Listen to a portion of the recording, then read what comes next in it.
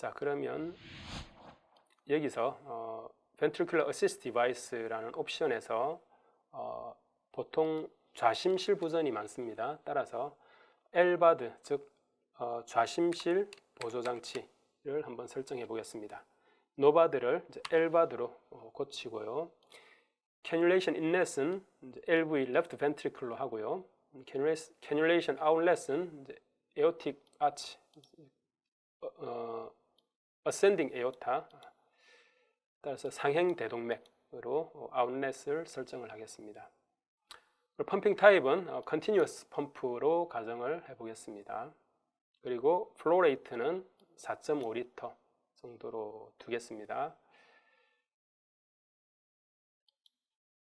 자, 그렇게 해서 실행을 해보겠습니다. 자, 이제부터는 응답을 기록하는 시간을 우리가 아예 98초에서 100초간만 기록하겠다라고 설정을 해보겠습니다. 자, 그래서 실행을 하면, 자, 실행이 됐고요. 자, PV 다이어그램이 일단 업데이트가 됐습니다. 조금 이상하죠? 자, 그렇지만 압력부터 한번 먼저 보고 설명을 드리겠습니다. 압력, 프레셔 1, 오토 스케일. 자, 지금 어떻게 됐죠? 압력 파형이고요. 좌심실 압력을 주의 깊게 볼 필요가 있겠습니다. 좌심실 보조장치이기 때문에. 자, 원래는 심방에서 좌심실로 혈액이 들어오고 좌심실에서 수축을 해서 그 혈액을 대동맥으로 보내는 메커니즘인데요. 좌심실에 들어온 혈액을 좌심실 보조장치가 펌프 아웃해서 대신 바이패스해서 대동맥으로 보내는 역할을 하고 있습니다. 따라서 좌심실이 받았던 혈액을 좌심실 보조장치가 다 가져가게 되는 거죠. 따라서 부피가 줄어들어서 좌심실에서의 압력이 급 하강하게 됩니다. 아주 낮은 압력을 유지하게 되죠.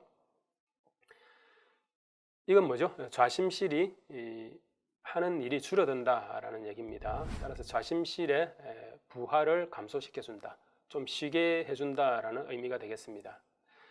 그렇지만 대동맥 압력은 어떤가요? 대동맥 압력은 91mm/Hg 정도로 이제 정상인 수준의 압력을 유지를 하고 있습니다. 이 압력은 누가 만들어주죠? 바로 좌심실 보조장치가 대신 펌핑을 해서 이렇게 압력을 만들어주고 있습니다.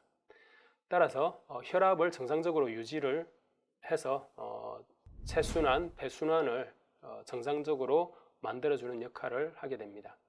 대신에 좌심실은 이제 부하가 훨씬 더 줄어들어서 부담을 훨씬 적게 가질 수가 있겠습니다. 이렇게 그렇지만 대동맥의 압력이 이제 박동을 하지 않죠. 왜냐하면은 우리는 continuous 펌프 타입의 좌심실 보조장치를 설정을 했기 때문입니다. 자, 그러면 플로우를 한번 보겠습니다. 자, 플로우 1을 클릭을 하고 마이트럴과 에오틱 두 개를 보면, 자, 이제 2000판을 통해서, 즉 좌심방에서 좌심실로 오는 혈류량이고요. 이게 그 다음에 요 이제 그린이 이제 좌심실에서 대동맥으로 가는 혈류인데, 좌심실에서 대동맥으로 가는 혈류가 제로입니다. 그죠? 그 얘기는 대동맥 판막이 열리지 않는다라는 거죠. 대동맥 판막이 열리지 않고 바이패스 돼서 좌심실 보조장치 펌프로 열려서 들어가서 대동맥으로 혈류가 전달이 되기 때문입니다.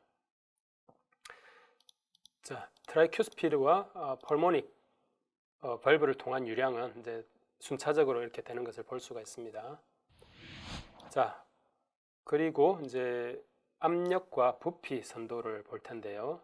자, 여기서 이제 우심실과 좌심실에 대한 압력과 부피 선도가 이제 정상적인 경우와 상당히 다른 모습을 보여주고 있습니다. 중요한 것은 아이소볼리믹 컨트랙션과 아이소볼리믹 릴렉세이션이 관찰이 되지 않는다라는 거죠. 특히 좌심실에서 좌심실 보조장치가 대동맥 밸브를 통한 유량을 차단하고 좌심실 보조장치를 통해서 연속적으로 혈류를 만들기 때문에 이제 지속적으로 좌심실의 부피가 변화하게 됩니다. 따라서 아이소볼루믹 컨트랙션, 아이소볼루믹 릴렉세이션이 관찰이 되지 않는 것을 볼 수가 있고요.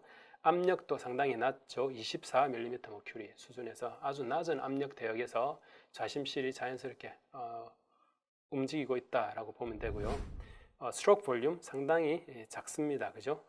우심실 스트로크 볼륨에 비해서 훨씬 작죠. 그죠?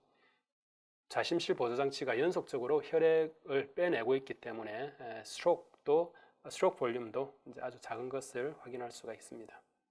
이거는 뭐죠? 좌심실에서 이제 부하가 적다라는 것을 의미를 하고 있습니다.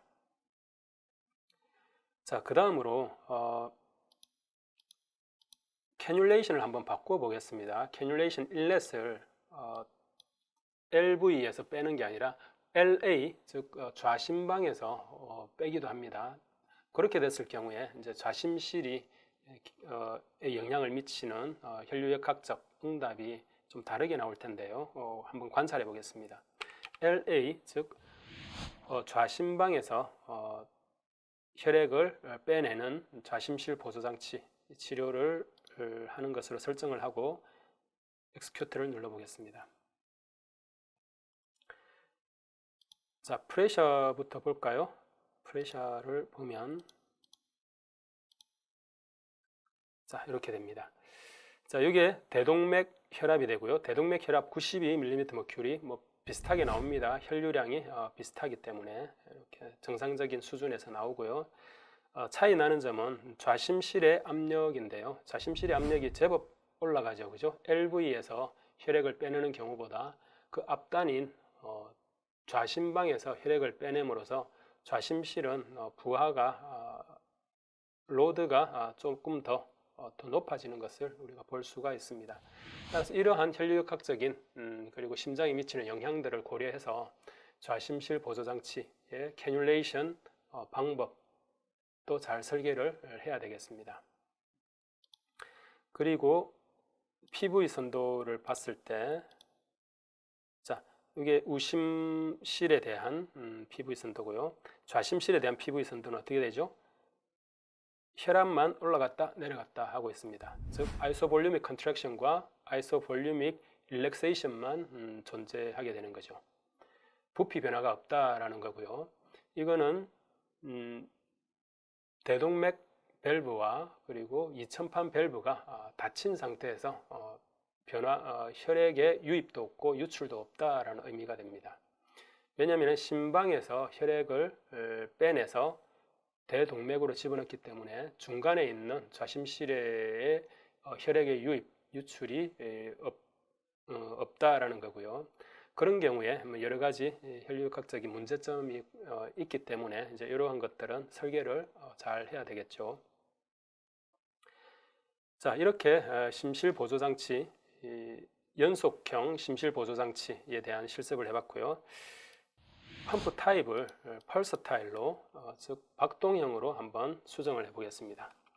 박동형 펌프를 장착했을 때는 어떻게 되는지, 그리고 LA 말고 심실에서 캐뉼레이션 하는 것으로 치료 설정을 하겠습니다.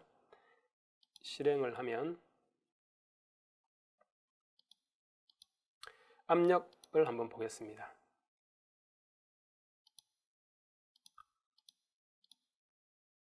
자, 이렇게 좌심실 압력, 좌심실에서 캐뉼레이션을 했기 때문에 여기에 이제 압력이 상당히 낮아진 것을 다시 볼 수가 있습니다. 그리고 대동맥 압력을 한번 보시죠. 대동맥 압력은 연속형 심실 보조장치일 때에 비해서 박동형으로 박동을 플럭슈에이션을 하고 있는 것을 볼 수가 있습니다. 수축기 압력, 이완기 압력이 되겠죠, 그죠? 이 수축과 이완은 심실이 하는 것이 아니라 심실 보조장치가 박동을 하고 있기 때문에 대동맥의 압력이 이렇게 수축기와 이완기 압력이 다르게 나타나게 됩니다. 자, 이 정도로 심실 보조장치는 이 정도로 보도록 하겠습니다.